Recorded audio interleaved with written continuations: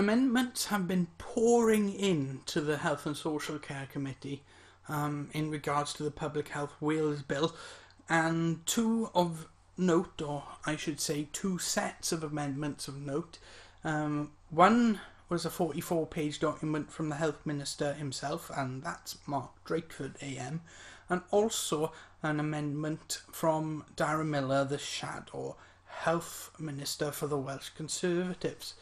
Now, truth be told, a lot of amendments from Mark Drakeford are aimed at closing the loopholes in the original draft regulations in regards to vaping, and also clarifying certain aspects in regards to premises. For example, in his amendments, hospitals, schools, restaurants and places regarding public transport will now be NID-free, which means you cannot use a nicotine inhaling device there whatsoever.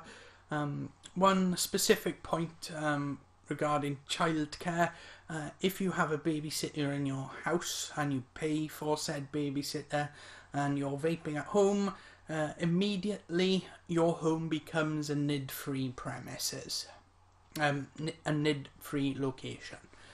I don't know how you would take that. I take that as a big screw you. That's nannying, and yeah, that's just completely unfair. My flat is my flat. Your home is your home. Your rules. I don't need the health minister to tell me what I can and can't do. But he also wants to look to extend the current no smoking in cars law to include vaping. And how he does it is by twisting words into such a jargon-heavy way that I can't get my head round it. But there's one particular line in it that suggests that you cannot vape in a car where there are under 18s. But there is some sort of silver lining, and that comes from how a premise, how a location, how a workplace, how even a vape shop can designate itself as not being NID-free. That is how it's written in the amendment. Not exactly the best English I've come across, but there is a way of becoming exempt. It's very vague in how you put forward your location as being not NID-free. I'll use a better term: vape-friendly. So that is one silver lining, and I urge all vapers and vape vendors to suggest that to their AMs as a compromise. But we do not want a compromise. We want a complete removal of everything in terms of nicotine inhaling devices, and Darren Millar has actually put forward an amendment that can do such a thing.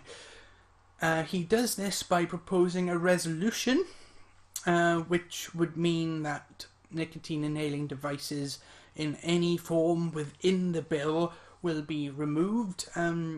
Unfortunately, how that would happen is a little bit beyond my understanding. It's very jargon heavy, his amendment, but the essence is to remove nicotine inhaling devices from the bill, and that would be a massive result. Now, speaking of results, the vote on the amendments takes place on the 28th of January or February the 3rd. Now, it's likely to happen on the 28th because everything relating to nicotine inhaling devices is at the start of the public health bill.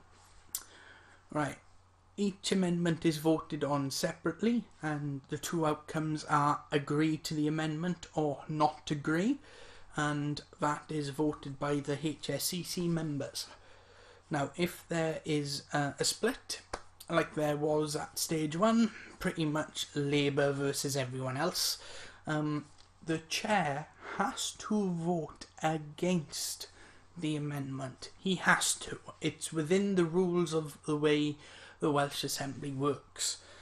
That can work in our favour really well, or it can completely wash away any hope that we have. Keep tuned in to Vapor Trails TV, and we'll keep you up to date with the outcome of Stage 2 and how it progresses into Stage 3 and the vote in front of the whole Welsh Assembly.